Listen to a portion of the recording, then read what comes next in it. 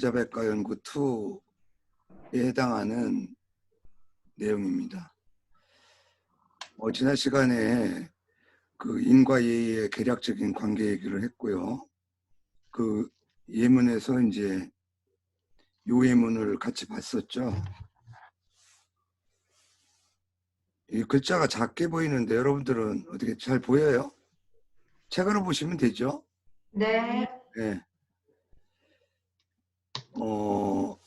공자가 말하였다. 여기 그 번역문은 참고만 하세요. 질이 질승문즉 야하고 질이 문을 이기면 야인처럼 되고 문이 질을 이기면 사관처럼 된다.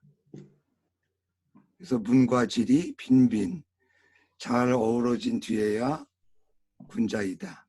그래서 이제 군자의 요건을 바탕과 그다음에 형식, 바탕과 꾸밈의 적절한 어우러짐.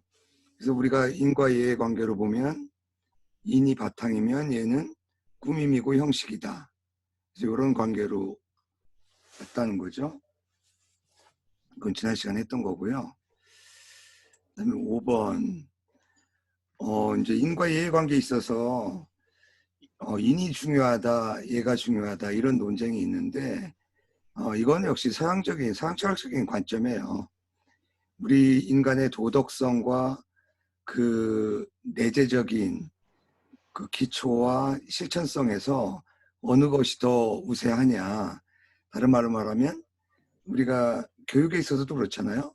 자발성을 위주로 해서 개발하느냐 아니면 외면적으로 어떤 구속이라든가 통제, 규범적인 측면에서 제어하는 것이 더 중요하냐.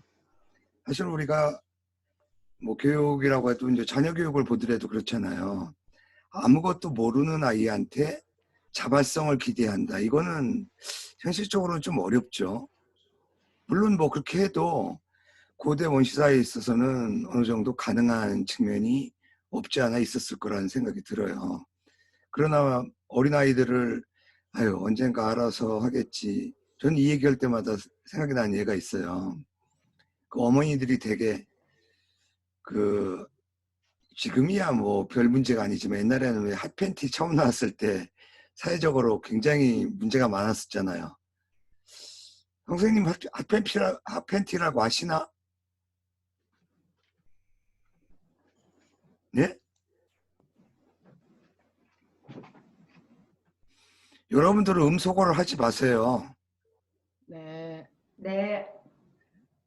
그 안수 선생의 핫팬티가 뭔지는 알아? 핫팬츠 그 짧은 바지 말씀하시는 거 아니에요? 반바지 중에서 짧은 거? 팬티 같은 바지 예, 쫙 들러붙어가지고 예, 예. 내가 그 서라벌 중학교를 다녔어요. 근데 그게 이제 미아리에 있었는데 서라벌 중학교는 고등학교도 있었고 그때 서라벌 대학이라고 지금은 이제 중앙대학교 예술대학으로 나중에 편입됐죠. 그러니까 그 캠퍼스에 예술대 학생들도 있고 고등학생도 있고 이제 중학교도 운동장을 같이 썼어요. 지금은 거기 재개발해가지고 아파트 고층 아파트로 도배가 됐지만 야, 그 중학교 때 그 누나들이죠. 그냥 저게 팬티인지 바지인지 구분이 안 돼. 예. 그런 논란이 있었는데 그다음에 이제 그 이후에 왜 미니스커트가 또 유행했었고 뭐 미니스커트가 먼저 유행했었나? 그럴 때 이제 사회적으로 논란이 될 때 그 당시에 나이 든 어머니들은 자기 딸한테 뭐라고 얘기했는지 아세요? 그래, 우리 때는 그러지 못했지만 너희 나이 때는 맘 놓고 그렇게 입고 다녀라. 별로 와닿지 않죠, 지금 이 얘기가. 근데 지금은 그런 거 가지고 딸들의 복장 가지고 문제 제기하는 부모님들 안 계시잖아요. 뭐 부모님 나름인 것 같아요. 사람 나름. 지금 뭐 강아지 교육을 어떻게 시키는지는 모르겠지만 내가 볼 때는 강아지 통제가 좀 필요해요. 그 호광인가 호동인가. 예. 아, 예. 필요하죠. 좋다고 그냥 막 와서 빨아대니까 바지가 그냥 흠뻑 젖어버리잖아. 그렇죠? 어느 정도는 좀 통제가 필요하다 이렇게 생각이 들지만 개주인 입장에서는 그것도 다 이유가 있고 놔둬도 큰 문제가 없다고 생각할 수도 있는 거잖아요. 그렇죠? 통제를 해야 되는데 음. 이게 잘 안 돼요. 또 새끼가 제 그 맘대로 안 돼요. 원래 그 개의 아픈 사정을 알고 있으니까 더더욱 그러하죠. 아니요, 그런 건 둘째치고 그런 걸 떠나서 어차피 교육은 돼야 되는데 얘가 음, 제 말을 너무 안 들어요. 음. 그래서 참 저희 부모님도 제가 부모님 말씀을 잘 안 들어서 참 저렇게 마음고생을 하셨겠구나 하는 생각을 해요. 그리고 그 슈나우저라는 개 알죠? 예, 원래 사냥개였다고 그러죠? 그러니까 네. 이거는 아무리 교육을 해도 밖에 나와서 비둘기나 새만 보면 일단 덮치려고 그래요. 되게 좋아해요. 리트리버도 그래요. 예? 예.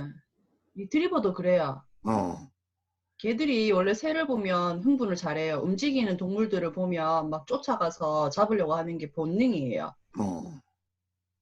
그러니까 지금 얘기를 잘했는데 이 교육이라고 하는 게 필요하다고 하는 건 누구나 다 공감할 거예요. 사람이든 동물이든. 왜 그래요?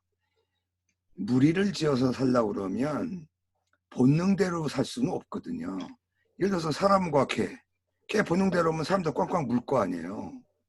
또 사람과 사람도 마찬가지죠. 자기의 타고난 본능이 조금씩은 다 다를 텐데 응? 그걸 어떻게 통제를 안 하겠습니까?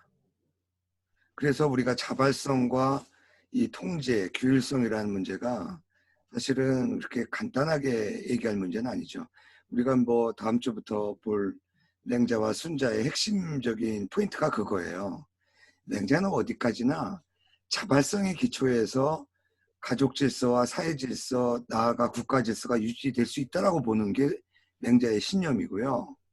순자는 그거 가지고는 한계를 가질 수밖에 없다. 그러니까 주안점을 어디에 두느냐에 이제 논란이 되는데 우리가 논어나 공자의 핵심에서는 이 두 가지 문제를 공자는 확실하게 그 명시적으로 밝힌 것 같진 않아요. 다만 내가 보면 제자백가를 상대적으로 비교해서 보면 특히 법과에서 비교해 보면 아무래도 공자나 유교는 자발성, 인간의 내면적인 가치를 우선한다고 보는 것은 틀림이 없다라고 보는 것인데 이런 논란은 서양 철학적인 입장에서 보면 아주 신기한 거거든요.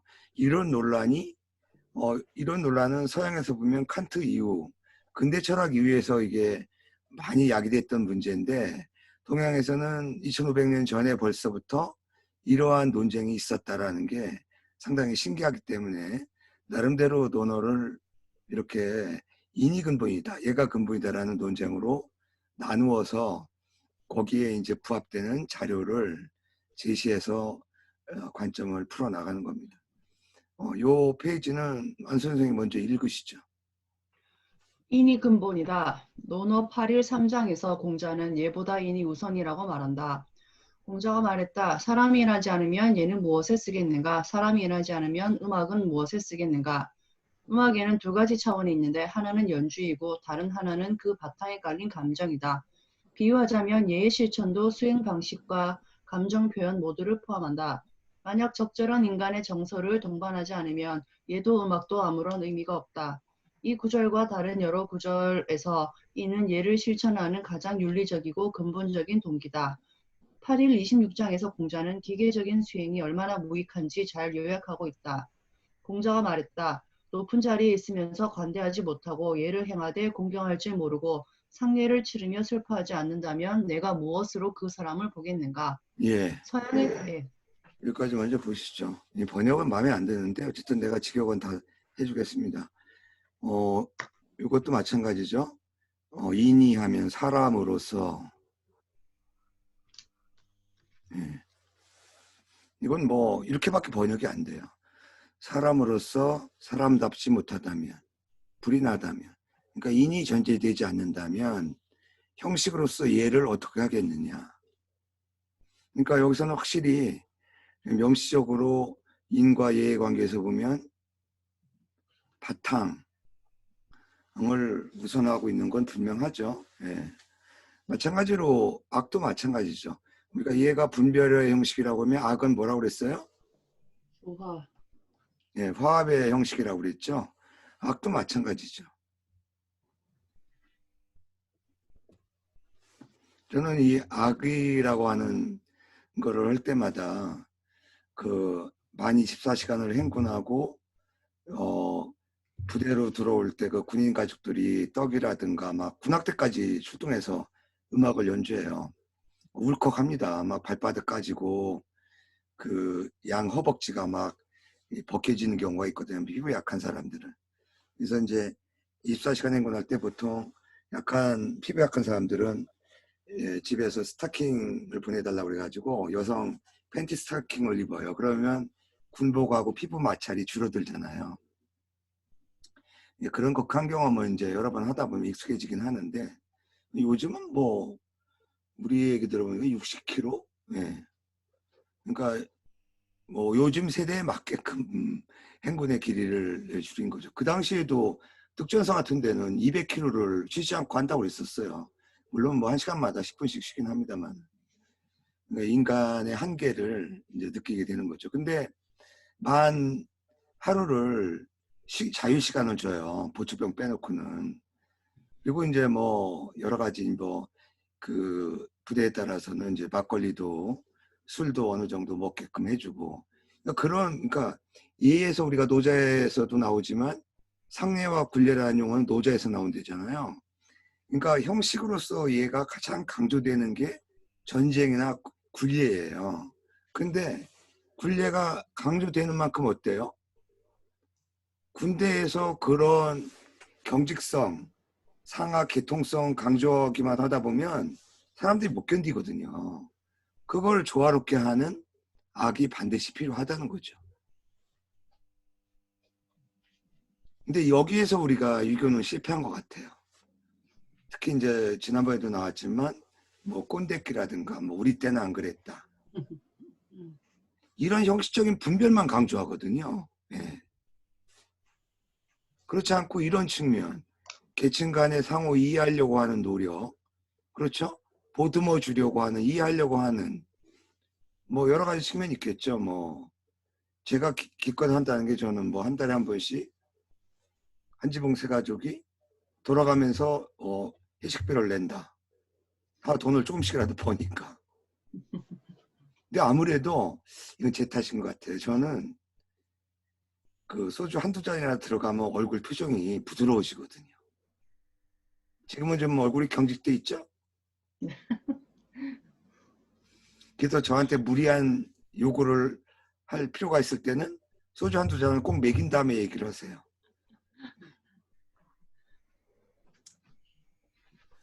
그래서 여기 지금 설명도 좀 지금 한 대로 다시 수정을 하고요. 그 다음에 이 예문은 윗자리에 있을 때 우리가 상하관계에서 얘기하는 거죠. 윗자리에 있을 때 불관, 너그럽지 못하고 포용력이 없고 그렇죠? 예를 행하면서도 경건하지 못하고 그러니까 형식적으로 그냥 절을 하더라도 그냥 형식적으로만 절하는 거하고 진짜 우러나온 마음에서 절을 하는 건 다르죠. 이런 형식은 많이 바뀐 것 같아요. 우리 지금도 지키는 분들은 많이 있지만 명절 때 여러분들 세배하잖아요. 김미진 선생님 네, 세배 어떻게 해요? 세배를 어떻게 음, 한다는 게 어떤 질문이신 거예요? 그냥 그냥, 머리만 박아요? 아니요, 그냥 절을 합니다. 절을 하고 돈을 받고. 아니 절을 하고 나서 그냥 손 내밀어? 세금 많이 아니죠. 절을 하고 덕담을 하죠, 보통. 행복하세요, 건강하세요, 뭐 이런 식의. 그건 아주 좋네요. 황 선생님은? 저희도 원래 이제 윗사람이 계실 때는 그랬었는데 요즘에는 저희가 이제 윗세대가 되다 보니까 우리가 절을 받고 그분처럼 그래 뭐 오래 건강하거라 이렇게 얘기하고 또 내가 요구하는 정답이 아직 안 나오네. 저기 안 선생님은? 저희가 그죠. 저도 뭐 절할 때 원래 세금 예법은 죽이고 절을 하고 네. 일어나서 다시 음. 무릎 꿇고 앉으면서 아. 대화를 하는 게 예죠, 원래.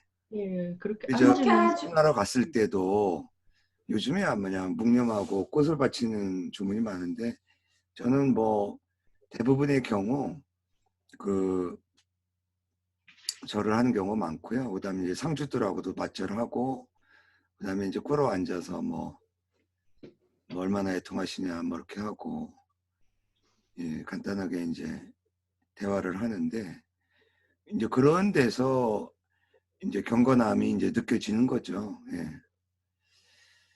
근데 뭐 요즘에야 그냥 뭐 절하고서 일어나지도 않고 철푸덕 앉아가지고 손 내미는 경우도 있잖아요. 근데 그런 건 뭐 꼭 뭐 제가 얘기한 대로 하라는 의미는 아니니까 한번 생각해 볼 필요가 있는 거고요.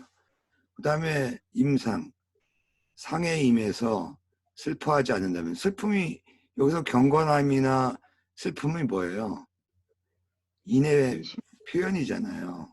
그렇죠? 예. 예. 상례나 이런 예는 형식이고. 그렇다면 내가 무엇으로서 그를 보겠냐?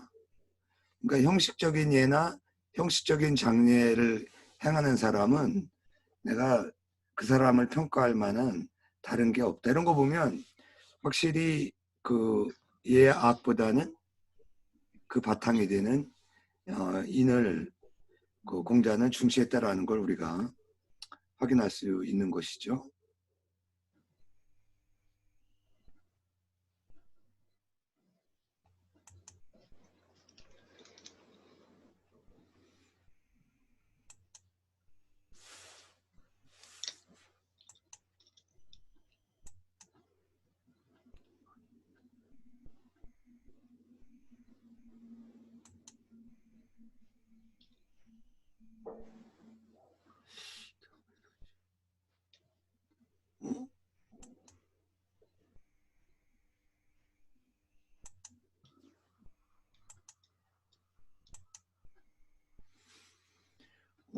우리 교재에서 많이 그냥 그 뭐죠? 인용 장과 그 절 표시만 돼 있는데 여기서 뭐 볼만한 거 이건 이미 봤고요.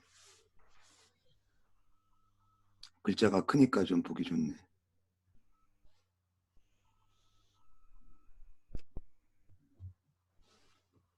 이거 왜 안 찍히냐?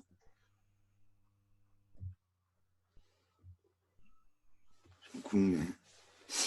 이것도 좀 봤고 이것도 유사한 우리 책에서 인용한 거죠. 제사할 때는 계신 듯이 하고 이것 때문에 이제 논란이 좀 있는데 이거는 마음적으로 그렇게 본다는 거죠. 그러니까 조상의 기제사면 와 계신 듯 그런 마음 제사를 하라는 거죠. 그 다음에 신에게 제사할 때는 마치 신이 존재하는 듯하다. 그 다음에 공자의 결론.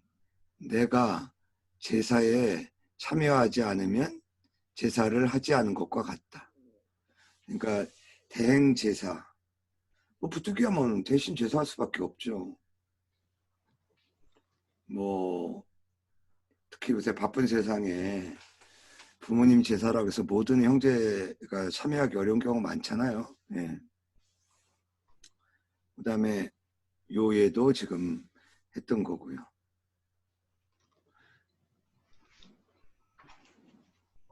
그런 게 없네.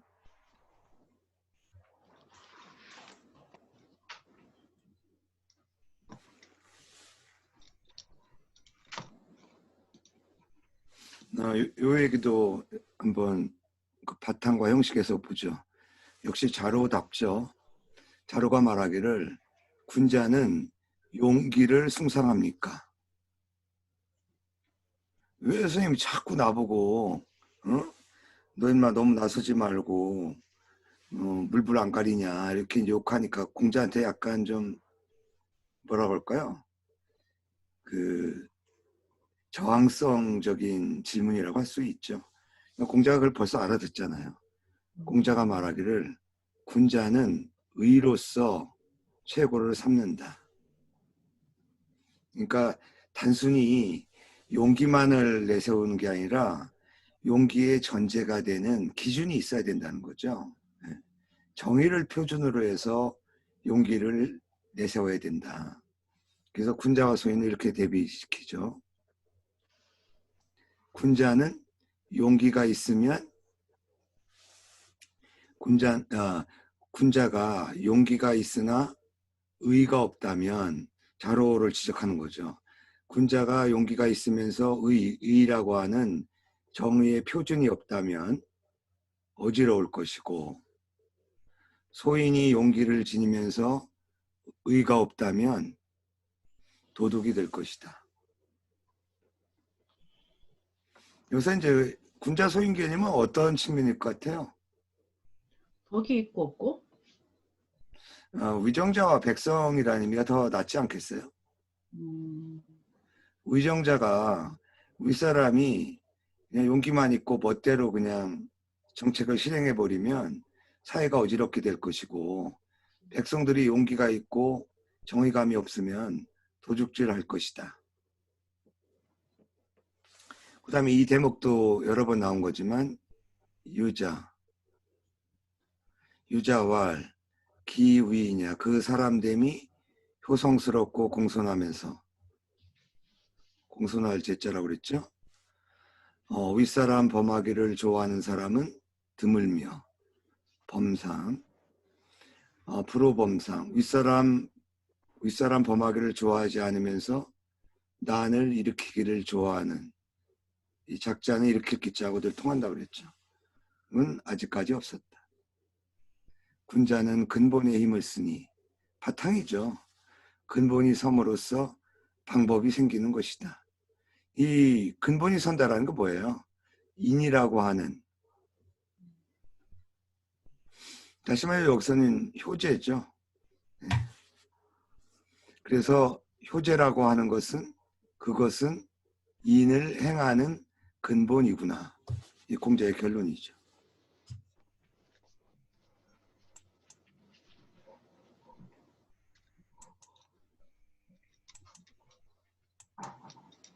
자, 요 페이지는 김미경 선생님 읽으시죠. 서양의 도덕 철학에서는 주어진 행동을 준수하는 것보다 도덕적 행위 주체의 의도가 윤리적으로 더 중요하다고 생각한다.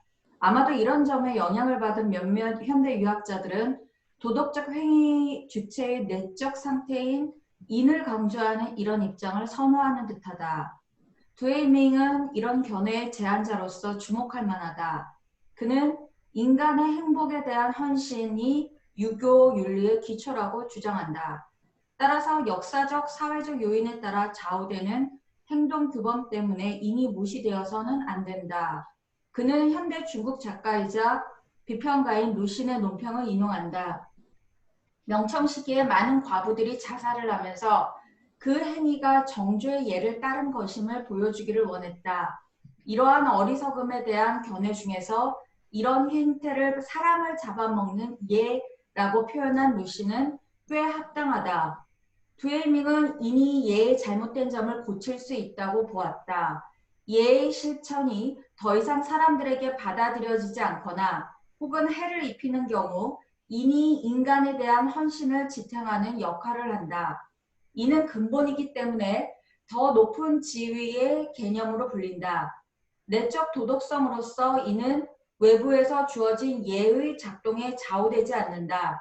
그것은 예에 의미를 부여하는 더 높은 지위의 개념이다.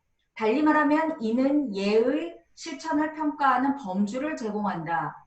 드웨이밍은 당대의 논쟁에서 육아 철학의 타당성을 확립하고자 한다.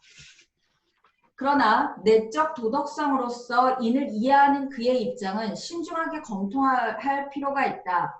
왜냐하면 인의 수양이 자율적이고 자유의지를 가졌으나 때때로 외적 압박을 받는다고 스스로 느끼는 행위 주체가 주도하는 과정이라는 인상을 주기 때문이다.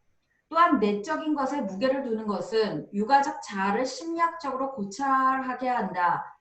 공자와 그의 제자들에게는 해당하지 않는 생각일지도 모르지만 말이다. 유가 철학의 안과 밖을 나누는 이런 이분법이 있는가? 마지막으로 더 높은 지위의 개념으로 인을 묘사하는 것은 육아 전통에서 의례의 중요성을 과소평가하고 동시에 의례의 도덕적 수호 과정을 왜곡할 수 있다. 의례가 육아 문화의 중심이 있었다는 증거가 있는데도 말이다. 네, 수고했습니다. 이 노신이죠. 뭐 문학가이면서 동시에 현대의 뭐 유교 비판의 대표적인 철학자라고 할 수도 있죠. 이런 얘기들이 주로 오사운동 전후에 진행되고 이때 유명한 게 요 과부 얘기도 나왔습니다만은 이 유교에서 말하는 예 때문에 식인지학이라고 그랬어요. 여기 좀 나오잖아요. 사람을 잡아먹는 학문.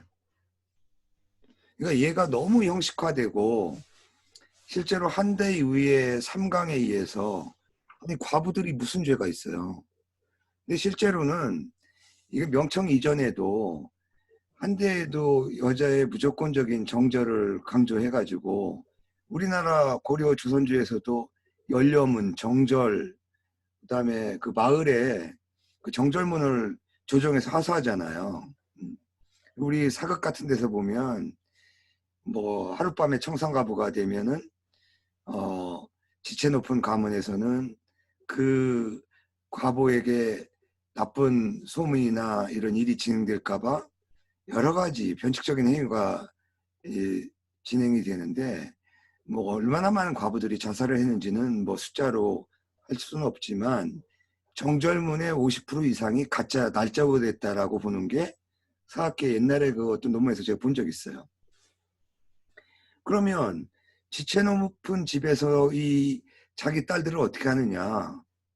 그냥 뭐 마당새한테 시켜가지고 엽전 줘서 도망치게 만들거나 차마 은장돌 줘서 자살하게는 못 만들잖아요. 어지간한 입장에서 보면. 또 이것과 연관된 게 또 뭐가 있어요? 칠거지약이라는 게 있잖아요. 뭐 질투하거나 도벽이 있거나 뭐 몹쓸병에 걸리거나 7가지의 그 악이 이게 한대의 그 삼강 때부터 유행했던 얘기예요. 근데 물론 뭐 옛날에 한겨레 신문에 뭐 누가 삼불거라는 이걸 가지고 삼강이 반드시 여성을 무시한 게 아니다. 이건 웃기는 얘기죠. 이건 말장난인데 삼불거가 뭐죠? 결혼했을 때보다 가산이 늘어난 경우 그 와이프를 쫓아내지 못해요. 철거지약에 해당해도. 또 하나는 부모의 상을 같이 치른 경우를 공동으로 치른 경우. 그 다음에 한 가지가 또 뭐죠? 쫓아내도 갈 곳이 없을 때? 갈 곳이 없는. 아니 쫓아내면 어디로 가?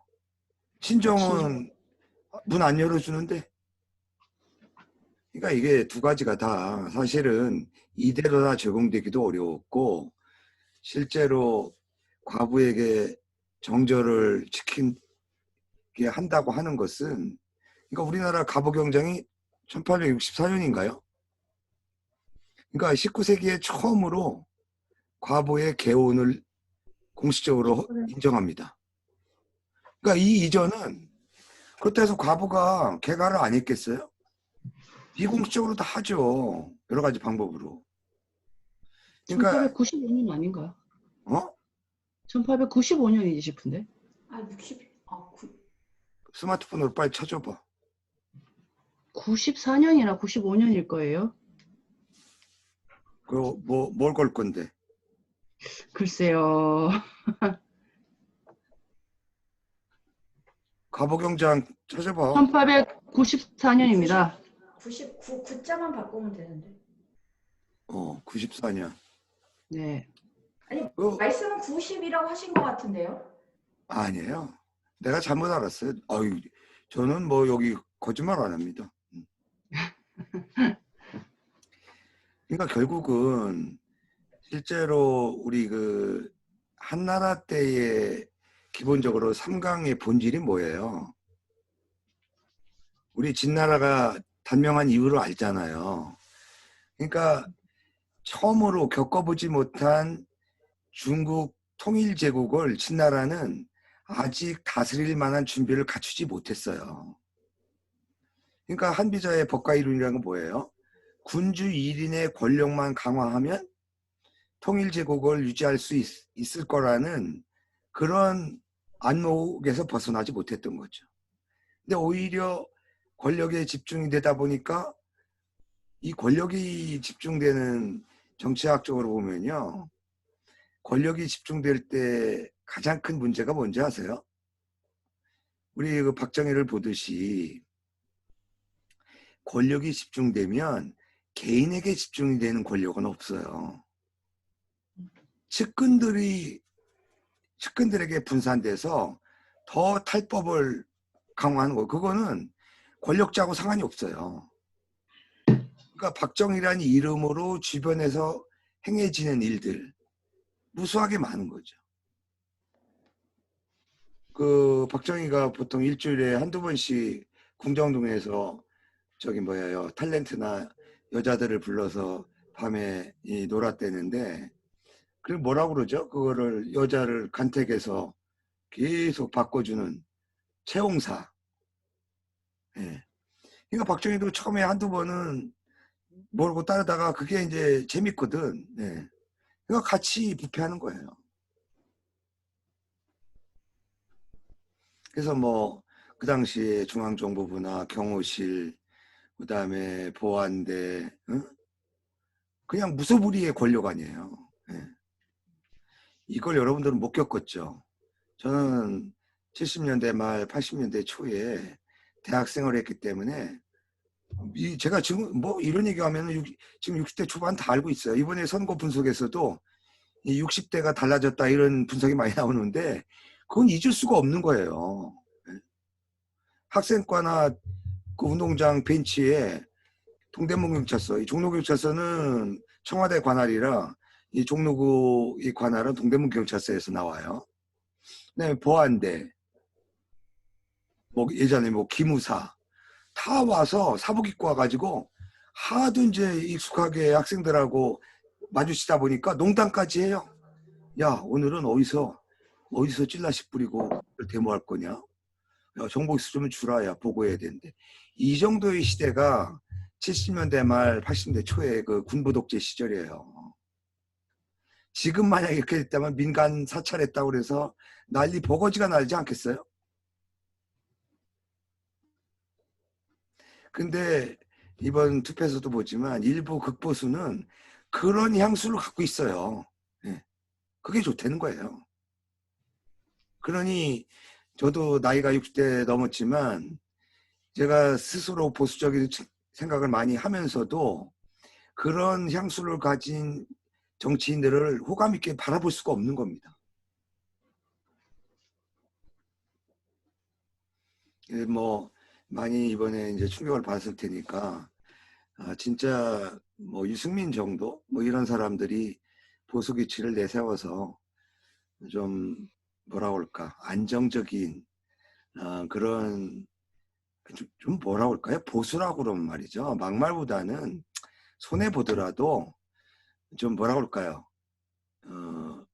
예를 들면 그 진보 쪽에서 좀 심하게 어떤 발언을 하고 그러더라도 인터뷰하면서 참 우리들 입장에서 보면 마음이 아픈데 입장이 바뀌면 우리도 저렇게 될지 모르겠다 이런 식으로 좀 점잖게 그러면요 요새는 정부가 무서워서요 그게 한두 번 이렇게 누적이 되잖아요.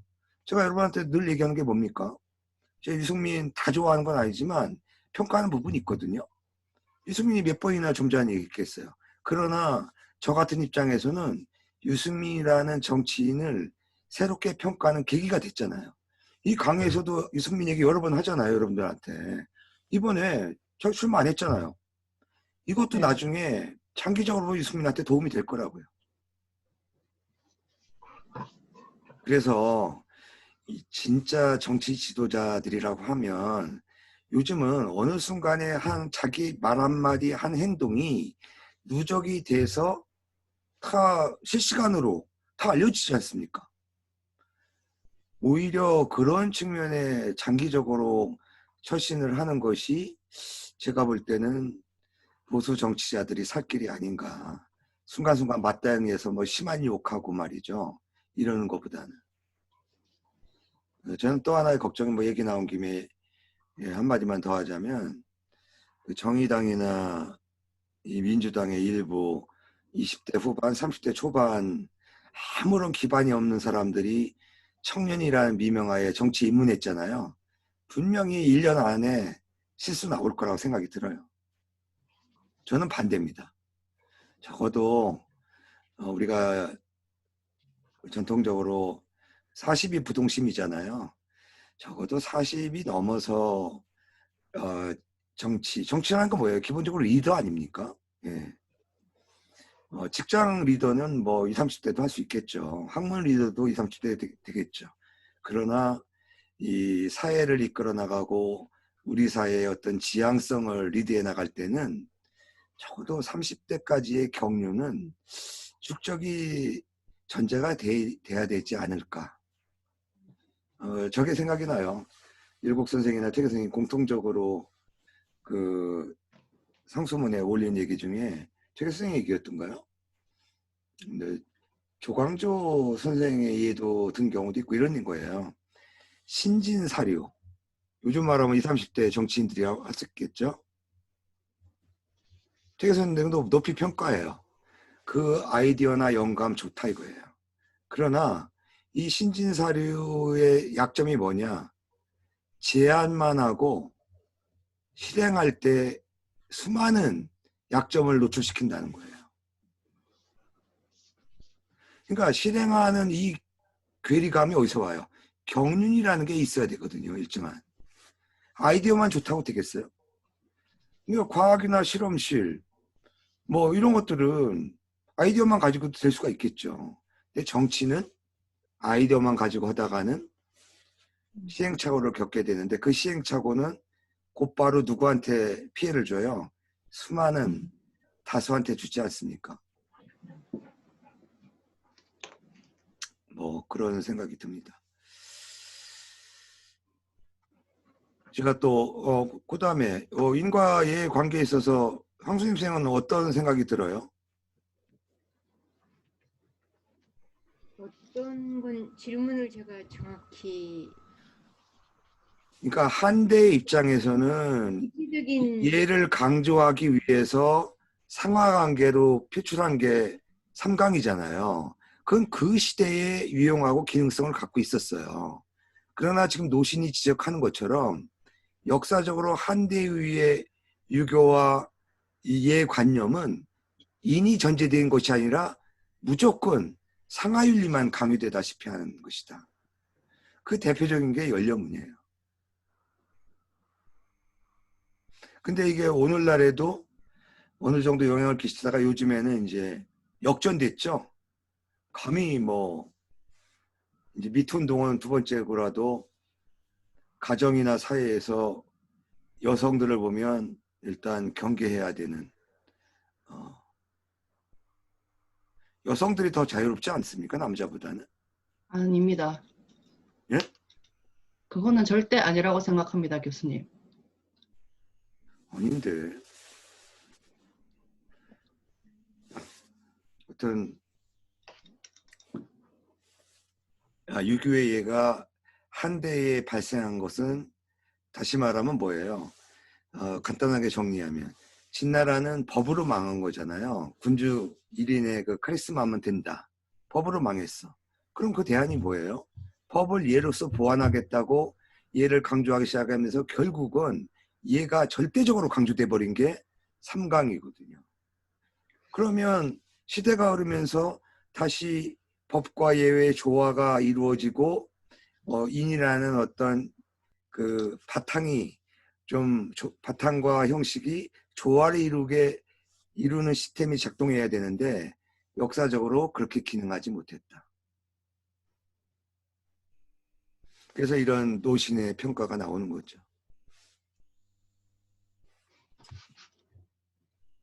자, 그 다음에 얘가 근본이다. 예, 황수임 선생님 읽으세요. 제가 다음 주부터 읽겠습니다. 예? 지금 책이 없어 다음 주부터 읽겠다고 읽겠습니다. 여기 멀어요? 네, 멀리 그럼 안수임 떨어져 선생님이 있습니다. 읽으세요. 얘가 근본이다. 우리는 얘가 유교의 주요 개념이라고 주장할 수 있다. 인과 달리 얘의 실천은 보다 쉽게 관찰되고 교제될 수 있다. 실천적 관점에서 볼 때 얘의 행동을 관찰하고 실천함으로써 인을 배운다. 헬리스카야는 얘가 유교의 근본 개념이라고 믿는다. 그의 설명에 따르면 얘는 정신적이고 교육적이고 통치적인 기능을 수행한다. 이는 얘가 적절한 자제심과 관찰력을 심어주기 때문에 개인에게 교육적이고 교화적인 영향을 미친다는 의미다. 따라서 얘를 따르는 인간 사회는 질서 있는 사회가 될 것이다.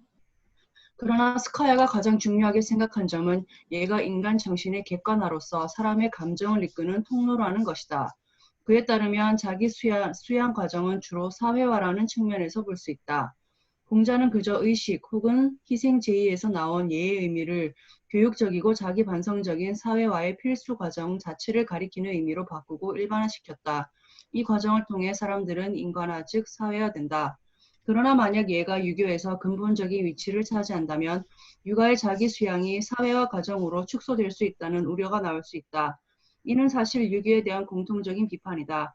즉 사회의 안정을 우선시해 개인이 사회에 복종해야 한다고 주장할 수 있다. 예를 들어 학이 이작은 질서 있고 복종하는 사회를 만들기 위해 사람의 마음을 조정하는 것을 정당화하는 데 이용될 수 있다. 예, 유자가 이런, 말했다. 예? 예. 이런 우려가 늘 있는 거죠. 좀 전에 우리가 로신의 유교의 이해가 사람을 잡아먹는 거다.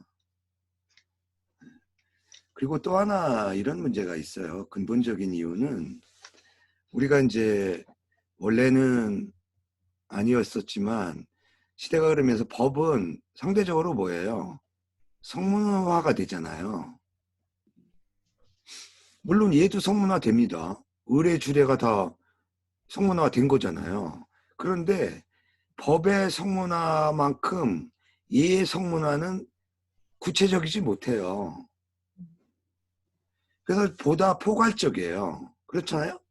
보다 포괄적이라는 얘기는 법은 또 하나는 문자만 알고 그 어떤 시행을 하다 보면 법의 그 학습은 어느 정도 이 접근성이 특히 일반 문자를 모르는 대중에게도 무서움을 알려질 수 있어요.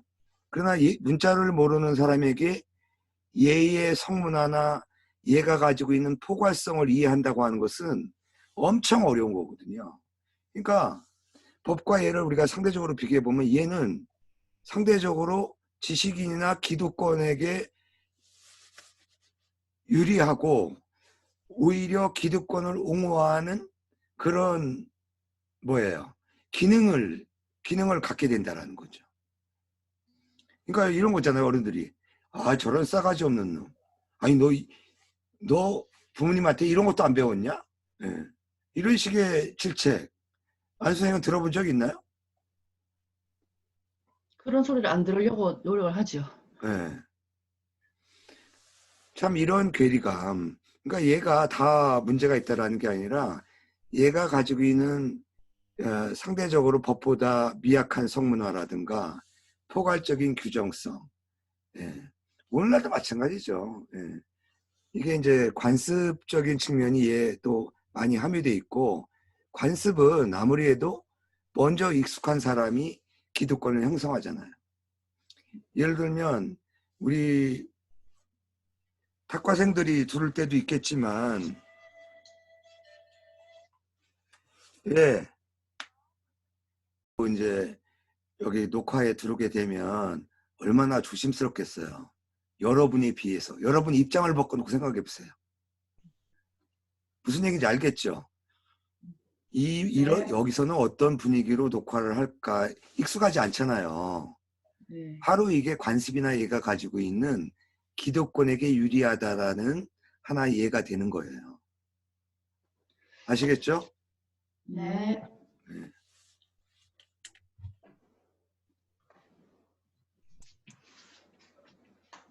예. 김미준 선생님 읽으세요. 인과 예는 상호 아니, 의존적인 앞부분 안 읽었죠. 아니, 유자가 말했다. 효성스럽고 우애로운 사람이 권위에 반항하는 경우는 드물다. 그리고 권위에 반항하지 않는 사람이 반란을 일으키려 한다는 말을 들어보지 못했다. 예가 근본이라고 보는 견해는 유교를 보수적이고 전통적인 것으로 묘사하도록 강요한다. 하지만 논어에서 예의 의미는 다양하므로 그것을 어떤 한 차원으로 환원해 설명해서는 안 된다는 점을 지적함으로써 우리는 그러한 혐의를 덜어낼 수 있을 것이다. 예.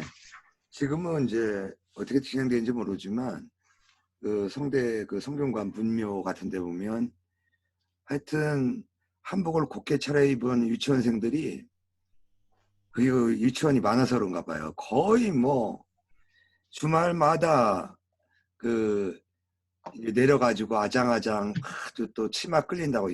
나는 참 신기한 게 그 여자들하고 남자애들은 뭐 상대적으로 바지 입었으니까 더 맘대로 뛰고 막 걷고 장난치고 그러는데 여자애들 그 치마 끌릴까봐 양손으로 잡고 사뿐사뿐 걷는 거 보면 김진 선생님 어떤 생각이 들어요?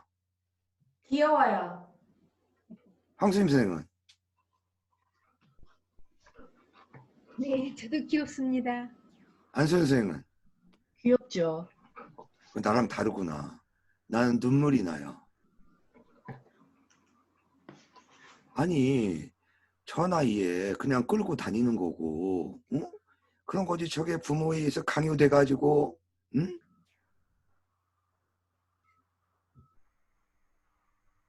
근데 부모의 강요를 받는 것보다는 아이들이 볼 때 그게 이쁘다고 생각되나 봐요. 그래서 입으면은 스스로 막 신나해요. 예, 그러니까 그런 통제를 네. 여자아이들은 수능에서 받아들이죠. 그 머리 묶을 때 제가 보면 막 머리를 그렇게 당기는데도 아프다는 소리 안 하죠. 꼬마 여자애들. 그리고 뭐 거울 보고 또 머리 위에다가 뭐 이상한 나비니 뭐 왕관 씌워도 그거 불편하다고 여자애들은 안 해요. 그러니까 그게 제가 지금 얘기하는 것처럼 누구에서 강요된 것보다 여자애들은 본능적으로 그런 미적 감각이 어려서부터 있는 게 아닌가, 본능적으로. 그거에 대해서 어떻게 생각해요? 딸을 안 있는 것 키워봐서. 같아요. 저 조카들을 봐도 있는 것 같아요. 그거는 좀 타고난? 예. 그 머리 따을 때 아픔은 그 닦고 난 다음에 아름다움에 비하면 참을 수 있는 걸 애들이 알아요. 그러니까. 근데 처음 딸 때는 반발하지 않았을까? 뭐 그래도 곧 거울을 보면 이제 그게 예쁜 걸 아니까.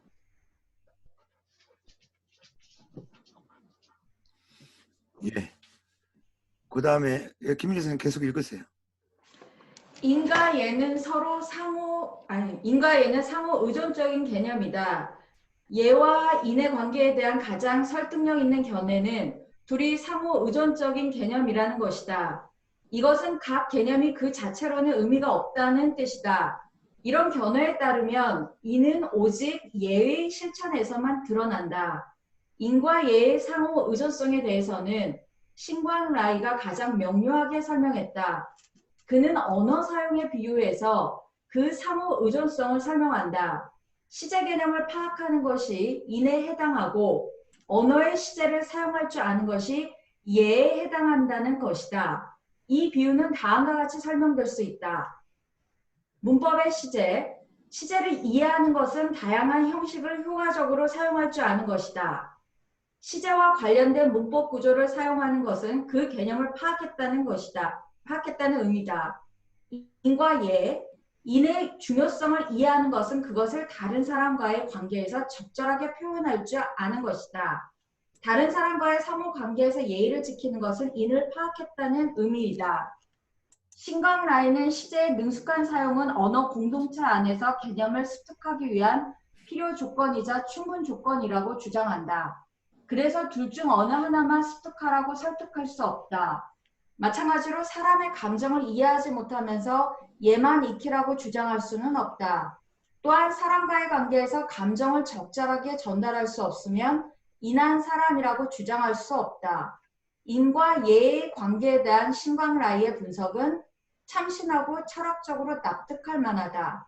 왜냐하면 예를 수정하기 위한 기준이나 근거를 포함해 다른 중요한 쟁점을 제기하기 때문이다. 중국 철학에서 사상을 비판적으로 분석하는 것, 그리고 동시대 논쟁에서 그것의 활기를 불어넣는 것, 모두가 현대 학문에서 좋은 예가 된다. 예, 우리가 여기 시제라는 얘기 나왔는데 시공간이 전제가 돼야 된다는 거죠. 원래 이제 정리하죠. 원래 예의 개념은 뭐라고 그랬어요? 예 하면 딱 떠오르죠. 글자 보면 떠오르지 않아요? 원래 예는 신에게 제사 지내는 거. 그렇죠. 이것이 공자에 오게 되면 어떻게 돼요? 인과 연계되면서 사람 사이의 사랑을 표현하는 형식이 되는 거죠. 물론 공자 당시에도 하늘이라든가 신에 대한 그런 사랑의 표현 형식으로서 얘가 존재하죠. 그러나 공자와 유교에서 가장 강조되는 예는 뭐예요? 사랑의 표현 형식이 된단 말이죠. 근데 실제적으로 기능하는 측면을 보면 이런 공자나 지금까지 다룬 내용이 실천화 과정을 겪지 못했어요. 그건 무슨 얘기예요? 공자나 맹자, 순자가 벼슬길에 나아가서 자기들의 이러한 이념성을 구체적으로 적용해 보지 못했잖아요. 그렇죠? 예. 네. 오히려 법이 성문화되면서 군주 1인 독재를 위해서 하다가 판명하게 되고, 요게 한대를 기점으로 표면적으로는 예요, 속으로는 법이 우선하는 그런 시스템이 유지가 되는데, 바로 이게 요 한나라 때의 특수성, 뭐 크게 보면 중국 이거 왜 이래? 이거 아닌데.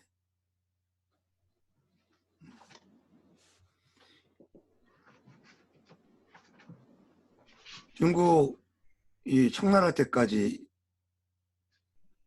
중국에서는 이게 고대라고 그래요. 봉건 시대.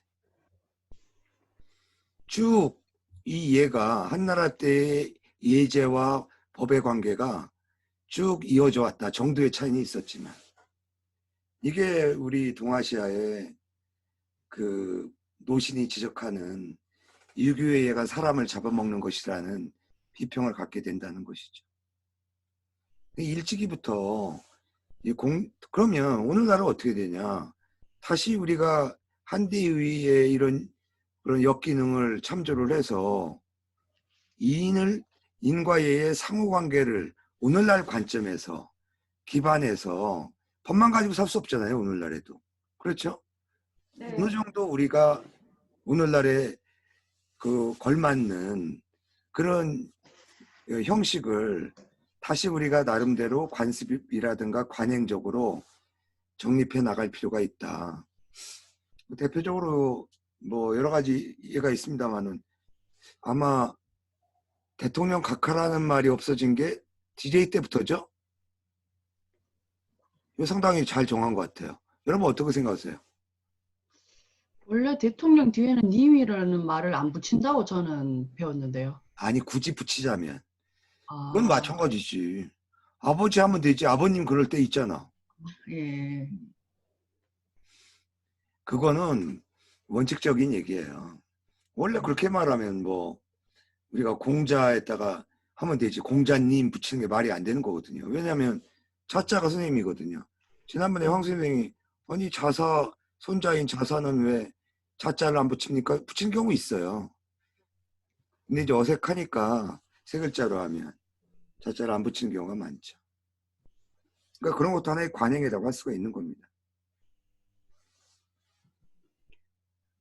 그러니까 우리가 아무리 예법을 싫어하는 사람일지라도 그 사람 자세히 관찰해 보세요.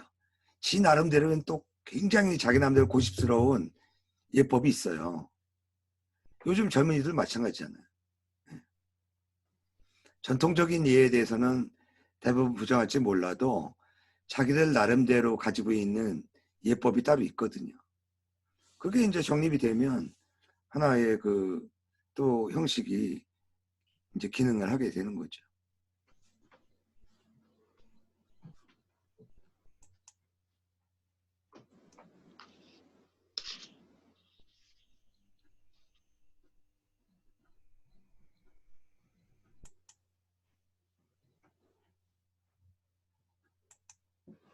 이거는 논어가 너무 길긴 한데 그렇다고 건너뛰기도 뭐하고.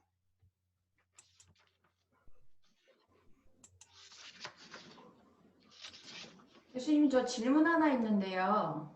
예, 해도 되나요? 예, 하세요. 만약에 공자명자 순자가 그 정치적으로 그 정치의 중심에 서 있었다면 좀 바뀌었을까요? 인과 예의 개념이? 예의 개념이? 개념이 바뀌지는 않겠죠. 그러니까 중국 역사에서, 동아시아 역사에서 보면은 얘가 몇천 년, 2000년 동안 이렇게 경직되게 작용하진 않았을 거라는 생각이 들어요. 이들이 그 공면순이 그 정치적인 중심에 있어서도요? 아니, 만약 그 공자맹자 순자가 그 당시에 현실 정치에 깊숙이 개입을 했다면 지금보다는 완화됐을 거라는 거죠. 근데 실제로 공자가 몇 달간 오늘날 법무부 장관에 해당하는 대사구의 직책에 있었거든요. 이제 사기 공자세가 보면 공자가 대사구가 됐을 때의 그 풍속의 변화를 몇 가지 예를 드는 게 있어요. 예를 들면 뭐 소장수가 그 고기를 팔 때 뭐 소나 양에게 물을 먹여서 뭐 근수를 늘리지 않았다. 뭐 이런 예들, 뭐 이런 몇 가지의 그 나름대로의 그 일화가 지금 여러 가지가 생각이 안 나는데 그런 교화가 있다는 것으로서 제시되어는 있어요. 근데 거꾸로 말하면 약육강식 시대의 유교의 덕치나 예치 개념이 그 당시에는 실행되기가 불가능했죠, 사실상. 여러분이 지도자라면 공자명자 순자의 정치론을 수용할 수 있었겠어요? 아니요. 그러니까 결국은 제자백과 백과쟁명의 승리는 한비자를 대표로 하는 법과의 승리로 귀결되고 그게 실제로 진시황이 실행을 해서 통일을 한 거잖아요.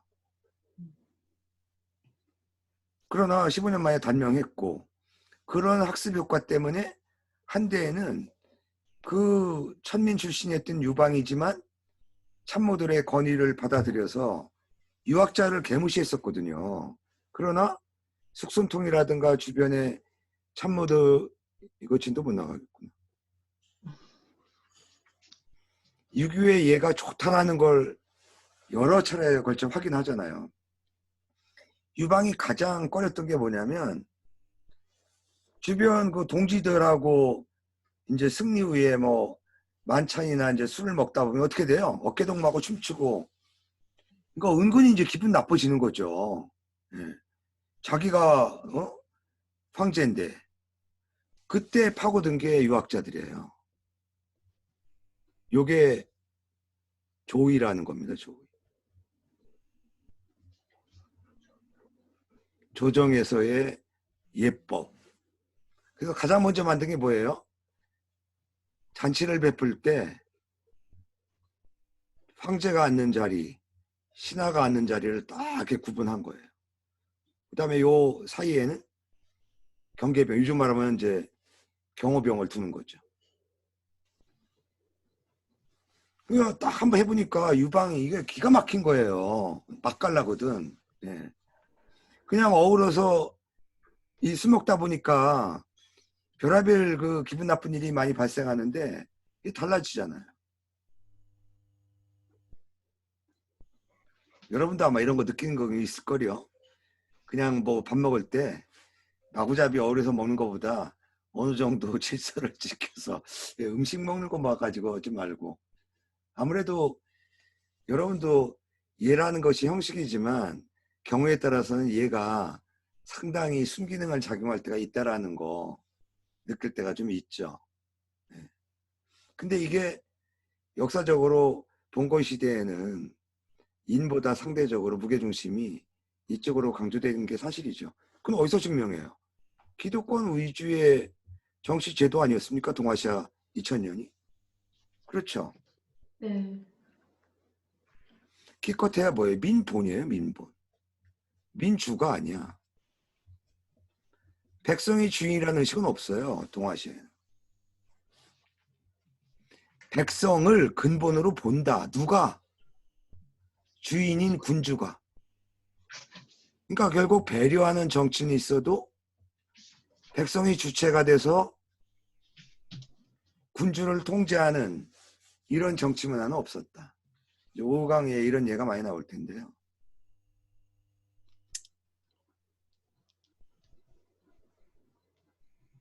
그럼 하나만 더 질문을 해도 될까요? 예. 그럼 교수님이 생각하시는 인과 예의 관계는 어떻게 생각을 하시는 거예요? 예를 들면 이런 거죠. 제가 이제 제사회를 어머니, 저를 낳아주신 어머니 제사를 제가 모신다고 그랬잖아요. 뭐 애가 늦게 오면 저 혼자 모시기도 하고, 집사람은 교회가 있기 때문에 아예 참여를 안 해요. 제수는 만들어주는데. 근데 저는 진짜 어머님 생각하면서 모시는데 그 예의 형식으로서는 예를 들어서 뭐 조율시, 뭐 감대추 이거 작년서부터 없앴어요. 그다음에 나물 위주로, 나물은 제가 좋아하니까 하고요. 그다음에 뭐 산적이라든가 조기, 김 이런 것들은 뭐 좀 잘 안 먹지만 빠지지 않는 거 조기네요. 김은 뭐 제가 워낙 좋아하니까 그렇고, 조기는 옛날 어른들이 그런 얘기가 있어요. 저도 이제 뭐 옛날 사람이잖아요. 제사에서 김조기만 있으면 된다. 그런 의식이 있어서 그런지 조기는 안 빼놓고. 그러니까 형식적인 변화는 그래요. 이렇게 뭐 10가지 이내로. 과일도 구체적으로 뭐 다 배열하는 게 아니라 제철 과일이 있으면 겨울에는 옛날에 약국감이지만 지금은 겨울에도 왜 냉동 감이 있잖아요. 감 놓을 때는 굳이 꽃감 놓을 필요 없잖아요. 그런 식으로 형식의 변화를 저는 맞춘다는 거죠. 왜? 제가 그 저를 위해서 또 하나 바꾼 게 뭐냐면 이렇게 써붙이는 거를 지방이라고 그러고, 원래는 첫 잔을 제주가 올린 다음에는 이제 독축을 하거든요. 예, 축을 뭐 유세차 들어봤죠? 예. 근데 여기 보면 이제 뭐 모년 모월 며칠에 뭐 어머니 제사니까 효자, 무화, 감소고 이런 말이 이어져요.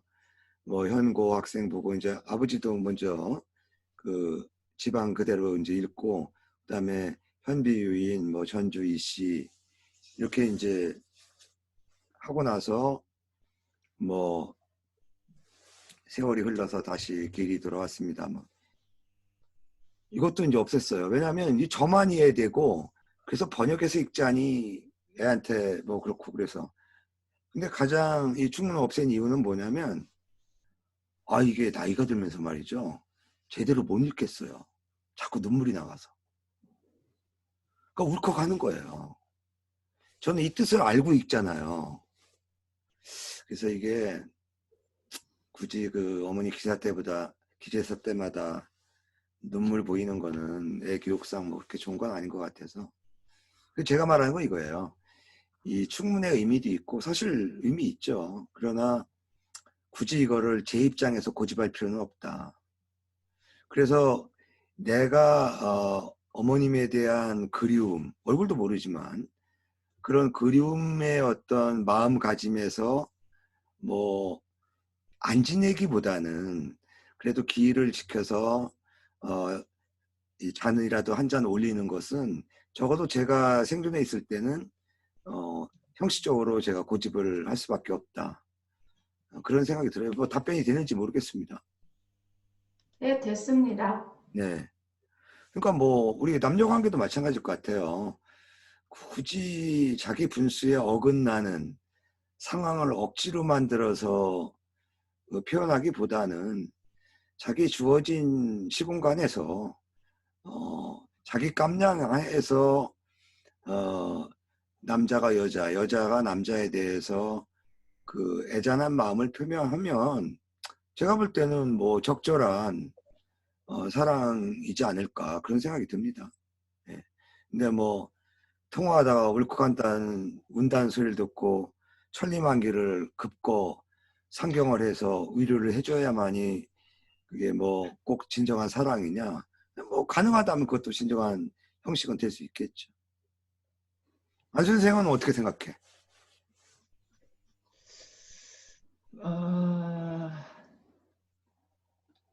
글쎄 그게 남녀 간의 그 사랑의 문제는 좀 다른 차원이다.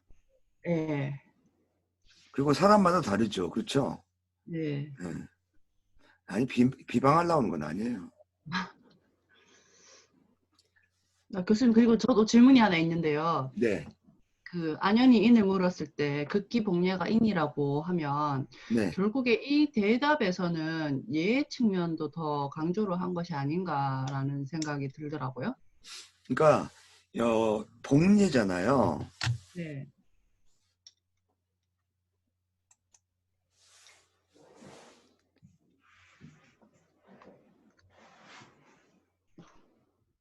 이게 보통 우리나라에서는 뭐 예로 돌아가다 이렇게 번역을 많이 하는데 이거는 원래 실천하다는 뜻이에요. 밟을 리자의 뜻이거든요.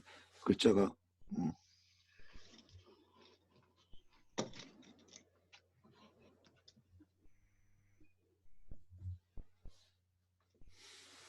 그러니까 이 자기 사욕을 이기고 사사로움을 극복하고 예를 실천한다는 것이거든요. 그러니까 어떤 규정된 예로 돌아가는 게 아니라 예를 실천하는 것인데 실천의 존재는 뭐예요? 당연히 인이죠. 그래서 예를 실천한다고 해서 예만을 강조하는 건 아니다. 실천에 있어서는 늘 뭐예요? 아까 여러 번 수많은 예가 나왔잖아요. 상례.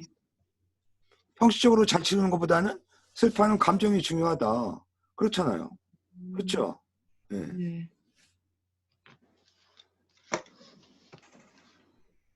장례도 마찬가지고.